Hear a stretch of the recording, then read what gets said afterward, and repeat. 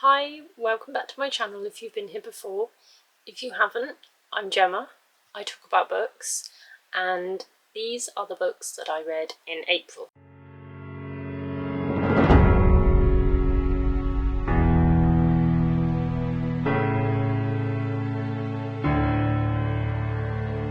So this is my April wrap-up. I've got a mug of coffee. I've got a stack of books next to me. Let's have a look. So the first book I read in April was Firestarter by Stephen King. Now, if you have not read Stephen King, or if you've read a few of his novels but not many, and you think that he only writes horror, this book should convince you otherwise. This is a dramatic thriller with elements of sci-fi in it. It's not a horror. It's fast-paced, it's dramatic, there are scenes and twists that you will not see coming, and the ending is like a punch to the face.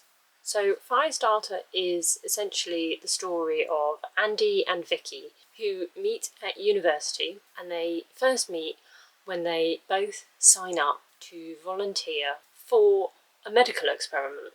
And it's one of them where you get paid to take some pills. Half of you might be taking a placebo, and you don't know what's going to happen. You might have side effects, you might not.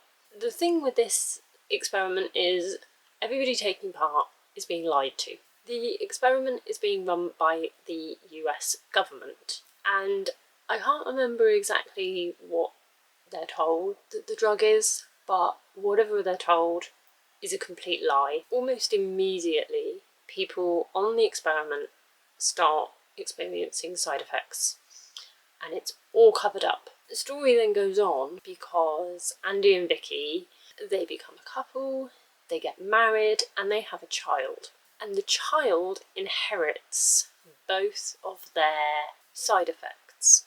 And I won't go into details, won't give away spoilers, but we're left years later with Andy and his daughter Charlie on the run, and the government are after them because they want to conduct more experiments on the pair and basically just watch what happens and use the side effects for highly immoral and unethical uses.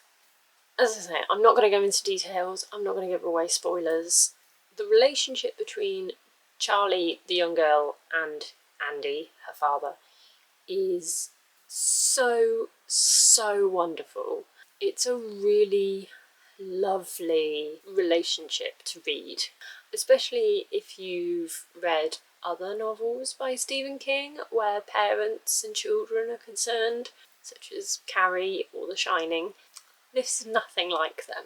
This is a father-daughter who actually get on. They don't want to kill each other. They love each other. They will do absolutely anything they can to protect each other. And it's just... there are just some of the sweetest moments in this book. It's a little bit heartbreaking, and I have to say Charlie is probably one of the best written child characters I have probably ever come across. She's completely believable, but also the way Stephen King wrote her, she speaks like a child of that age. She's not some precocious 30-year-old in a 10-year-old's body. I can't actually remember how old Charlie is. I think she's a lot younger than 10 actually. But she's also not some whingy, whiny, annoying child that you just kind of want to get rid of. She's utterly adorable, she's smart, she's feisty, she's really clever, she knows exactly what she's doing, but more than that, she completely and utterly loves her dad. If you want to read some King, but you're not a massive horror fan, but you do just want to read just a really good book, this is one I'd really recommend. And I was actually really surprised by this because Obviously I'm sort of making my way through all of the Stephen King novels in order. This was definitely not on the list of the ones that I really want to get to. I'd heard of it, I knew it was a film, I knew Drew Barrymore was in the film, but I didn't know anything else about it. I didn't actually know what it was about. I didn't know that it was more sci-fi drama than horror. So having now read it, I would definitely recommend it to somebody if they said, I'd like to read some King, but I'm just not a horror fan. I think this would be the one that I would recommend. So then carrying on with a bit of a Stephen King theme, the next book I read was Danse Macabre, which is his first non-fiction. And this was surprisingly good. This is Stephen King doing what Stephen King does, which is ramble on about a subject he is completely obsessed with, he's passionate about, he loves, he knows like the back of his hand, and that's horror. So this is essentially Stephen King talking about everything to do with horror that he loves, that has inspired him, that made him want to be a writer. So this was originally published in the 80s.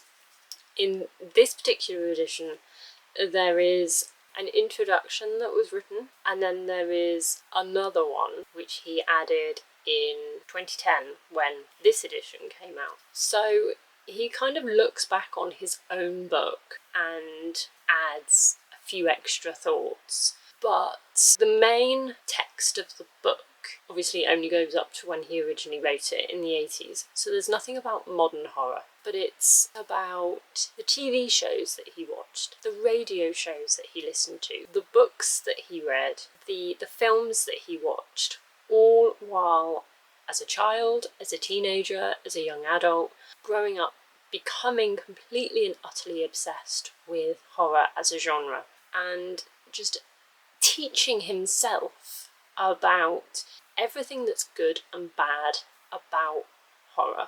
He really goes into detail, so I would actually recommend, especially if you've got this edition, going to the back of the book, because he lists films and the books that he mentions in the book. I would go through the list, see how many you've read, see how many you've watched, and try and do your own homework. So try and read and watch as much as you possibly can before maybe reading this book, because he is not shy of spoilers. He does not avoid spoilers. So if you want to read Shirley Jackson, if you want to read Peter Straub, if you want to read James Herbert, and there are others, if you've never read any of their books and you want to be able to go into them blind and not know exactly how the books end, don't read this first, because there are things he mentioned in this that I haven't read yet, I haven't watched. I will have probably forgotten what he said by the time I go to read them, but he goes into so much detail that it's really not spoiler free at all. The thing that I did get from this, though, is just his pure enthusiasm. The fact that he is a writer who has inspired so many others, it's really interesting to see what inspires him, what he thinks is good horror, what he loves about the genre, what he enjoys when he is reading and watching and listening. I think just getting that little glimpse into his head is really interesting and really fascinating. And also, something else I would recommend is listening to the audiobook. I can't remember the name of the man who narrates it, but he is really good. Whenever there are quotes or passages from other people's works mentioned in this, that guy does all the voices. He goes into full-on character mode, and it's a really fun listen. And actually it's more so than I think if you were to have heard Stephen King narrate it himself. It just made for a really enjoyable read. So I listened and read this at the same time, and it was really, really interesting. So the next book that I read was The Secrets of Us by Lucinda Berry. And I enjoyed this book. I'm not going to say that I didn't. However, I did come away with issues. So this book is about two women who, as children, they were in a foster home. And it wasn't a pleasant experience for them. They have grown up and they are now adults, but they are still extremely close. One of them is then arrested for setting fire to her house and attempting to kill her husband. And the other woman is now a successful lawyer and has taken it upon herself to defend her foster sister. And she is investigating what happened. We find out pretty quickly that they have secrets. Things happened when they were children that have followed them into adulthood. And they have secrets they've never told anybody. They've kept it between themselves. And they have basically just spent their lives looking after each other. It's a dual timeline and it's dual perspective. So we switch between the two main characters, whose names are Crystal and Nicole. And Nicole is the one who has been committed to a psychiatric hospital. So we flip between their perspectives and timelines.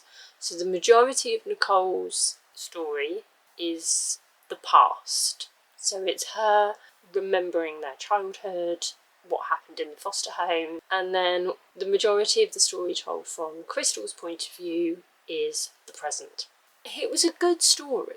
It was a good plot. I was kept interested. I never got bored. I didn't want to DNF this. The thing I found most difficult about this is that it is all told in the present tense and in first person. And I just find it really jarring to have a character tell me what they are currently doing now instead of what they did. And it might just be me. It's quite possible that it's just me, but I just don't find that an easy perspective to read. The other thing was just, there was a huge amount of artistic license in this. So the author Lucinda Berry is a former psychologist who specialised in childhood trauma. And I think it definitely shows. There are things in this book that if you have worked in that field, then you will have a special perspective that not many other people will have. However, there were things in here that it just didn't gel, and it was just really unbelievable. There were sequences in the psychiatric hospital where I just didn't believe they would allow people to do the things that were done in this book, the sort of conversations that were had, the things that people did, the way they reacted to each other. It just didn't feel real to me. Scenes involving Nicole's husband, who, bearing in mind he's just escaped with his life from a burning building and he's put into a coma, he recovers miraculously well and quickly. Within 24 hours of coming out of his coma, he's out of hospital and walking the streets and talking to people. And it's ridiculous. It was kind of laughable if it wasn't so stupid. Overall, I quite liked this book. I quite liked the writing. I thought the characters were really well written and developed, but there were just nonsense scenes in this that were just so stupid. They kind of ruined it for me. And I didn't guess the ending. So there is a twist at the end. I didn't guess it. However, by the time I got to the end, I was so sort of put off by other stupid things that had happened that I didn't really care. And it kind of ruined it. It was disappointing because I've heard so many good things about Lucinda Berry. She was an author that I really, really wanted to read. I do have another one of her books, which I will get to because I've heard good things about it. But this one just didn't do it for me. So the next book I read was They by K. Dick, and this is really different. This isn't even a collection of short stories. They're like little vignettes. It's dystopian. So the idea is that they are a sort of government agency that watch and listen to everything that everybody is doing all of the time. And any forms of creativity or free thinking or free speech are banned. So artists, writers, musicians, anybody who speaks out about being silenced is silenced in quite dramatic ways. This was very different for me. I'm not a fan of dystopian fiction, and I have to say this book didn't do it for me. I did read it all, and there were some of the short stories which I did find interesting, but the majority of them, they were just a little bit too weird for my liking. I think because they were so short, there wasn't a huge amount of logic to them and context, and so you were just kind of given a little group of characters in each one who were all almost being picked off one by one for being creative and free thinking and having opinions, but having their opinions broadcast. And I understood the point of them. I just wasn't fully on board with the methods, if that makes any sense. I'm just not a fan of dystopian fiction. It just doesn't really do anything for me. Sometimes I think the ideas are really interesting, and I have to say, I don't always understand the endings, and I don't like books that make me feel a bit stupid. So the next book I read was The Stepford Wives by Ira Levin. I really like Ira Levin's writing. There's a main female character who is basically being gaslighted by not only the men around her, but also the women, and just having her voice heard. It's a really interesting book, but I'm gonna just say right from the start, I was really disappointed by the ending. So we have a family who have moved to a new town, the town of Stepford, and they move in.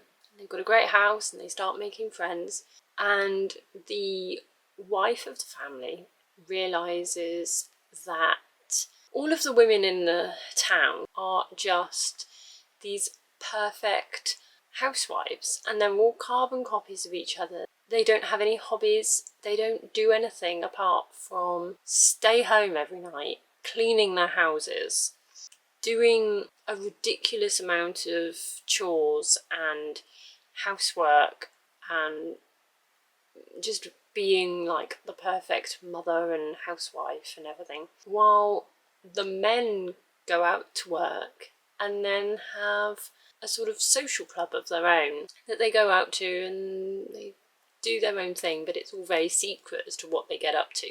And the women just stay at home. And she kind of questions it, and she's like, well, what are you doing? Why don't you do anything? And all the women in this town are just kind of like, well, oh no, I love having my place at home. I've got so much housework to do, and I love it. And it's weird, because nobody should enjoy housework that much. So she starts asking questions, and she meets another woman who is also very troubled by this and thinks it's ridiculous. And they gradually meet a couple of other women who also think it's weird, but gradually they start changing their minds. So almost overnight, they go from being quite normal and thinking that they can have friends and have a social life and do things out of the house and have hobbies, to overnight saying, no, I must stay home and do her housework. So we have our main character, Joanna, who is still thinking this is weird and this is bizarre and something is going on.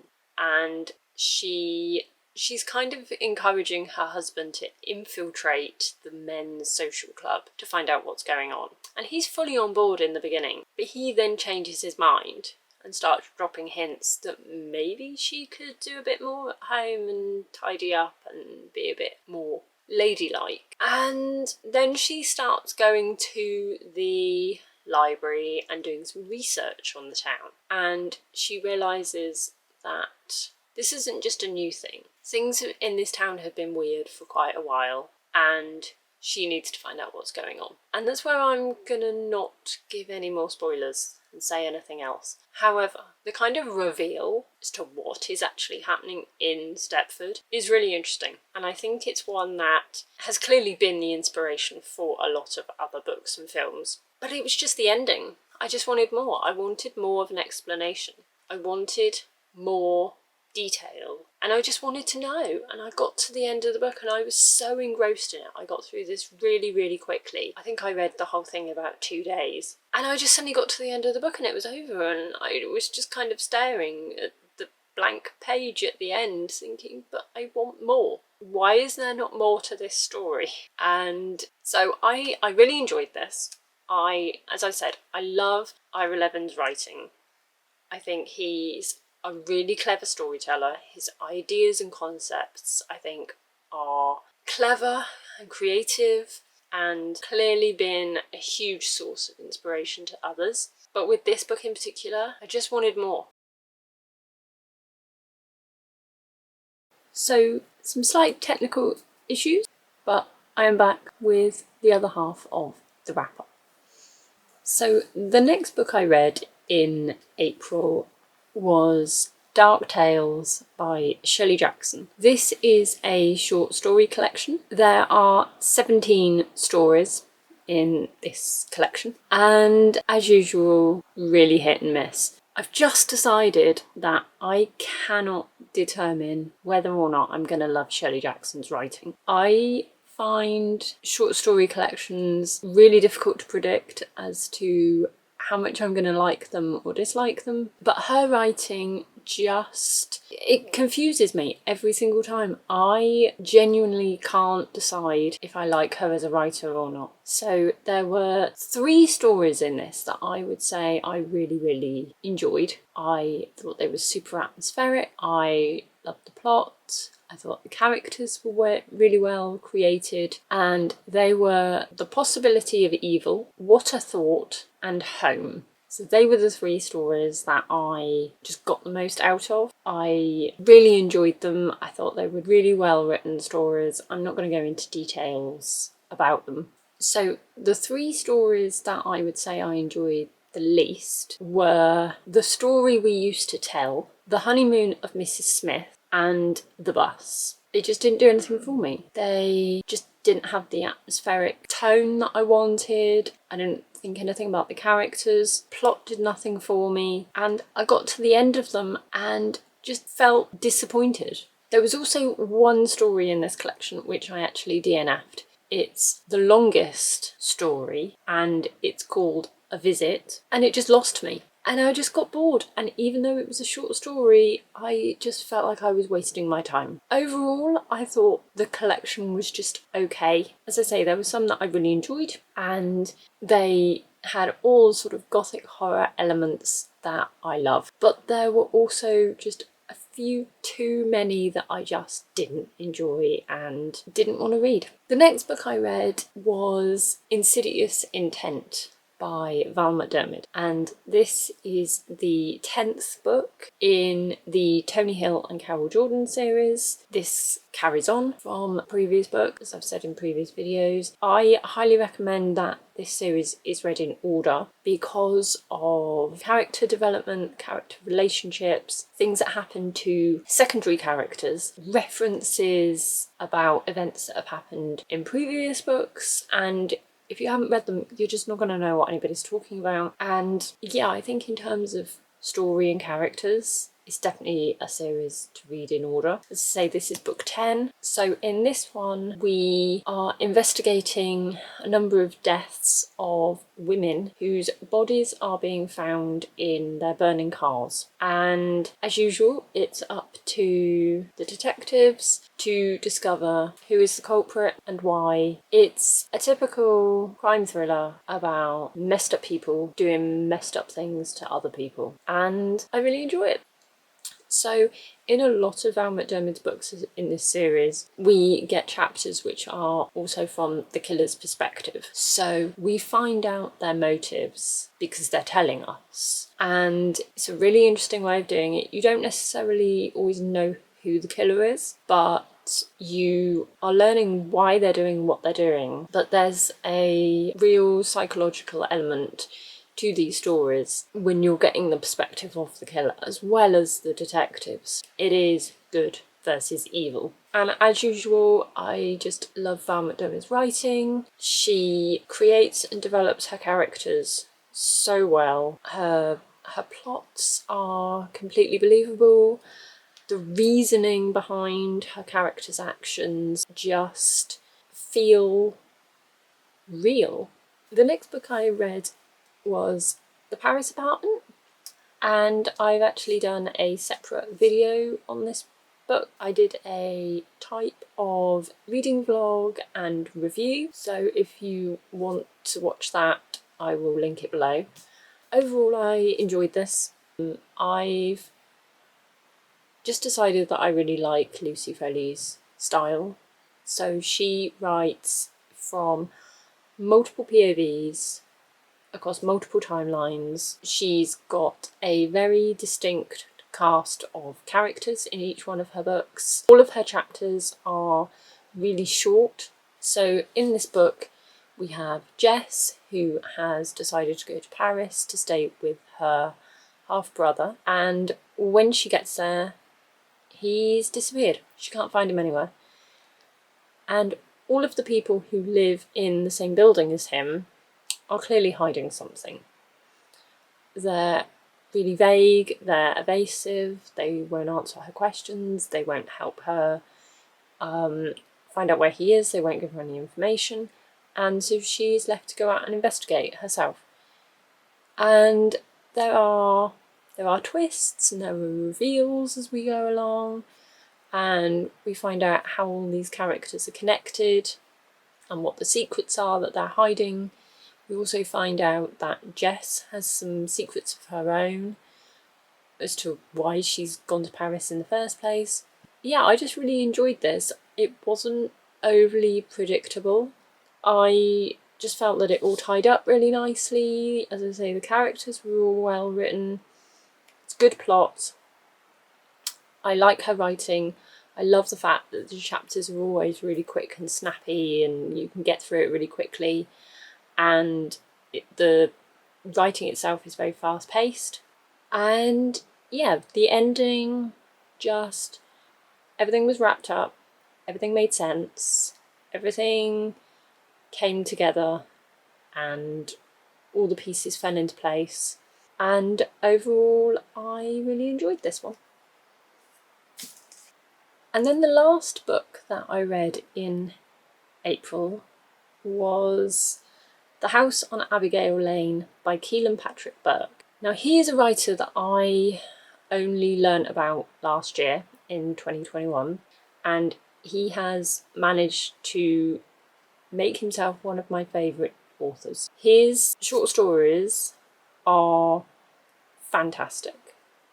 He has written some novels, but I haven't actually read them yet. I've only read his short story collections and his novellas. And he is a writer who knows how to pack a punch.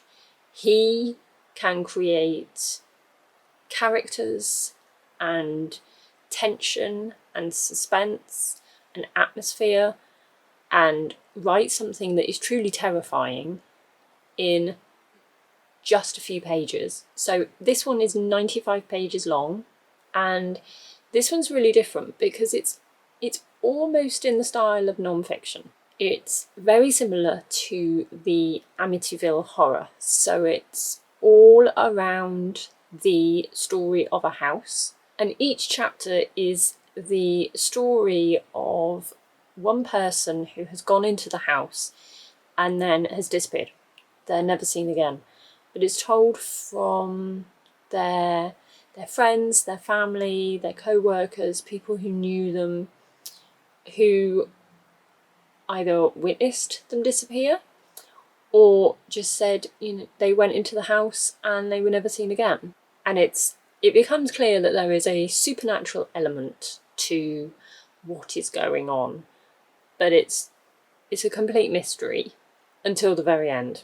And I just really, really loved this. It's super quick read. Keelan Patrick Burke, as I say, his writing is fascinating. So he's originally from Ireland, but he emigrated to America in, I think it was 2001, and he lives in Ohio. He just knows how to write about a place. He's completely immersed himself in the area where he lives, and he just seems to know exactly how to put that area into his writing and create these horrendous, atmospheric, fascinating stories with characters who are really well developed already. And as I say, he writes everything in less than 100 pages. With this one, as I say, it's very similar to the Amityville Horror, but what's interesting is that it references the Amityville Horror in this book. So it discusses how this house is similar, but it never quite got the notoriety that the other house did. And what's interesting about the way he wrote this is, as I say, each chapter is a different account of somebody who went missing. And they're almost like little mini stories on their own. So you could just read one of the stories and be terrified about what happened to that person when they went into this house and they were never seen again. But you end up just wanting to read more and more and more. And it's really clever. I really, really enjoyed this. It was a brilliant way to end the month. And Keelan Patrick Burke is an author who I will be recommending to pretty much everybody I meet. And I'm really, really excited to read more of his work. So that was the April wrap-up.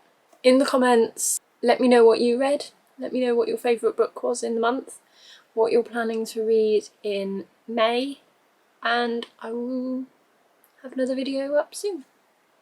Bye!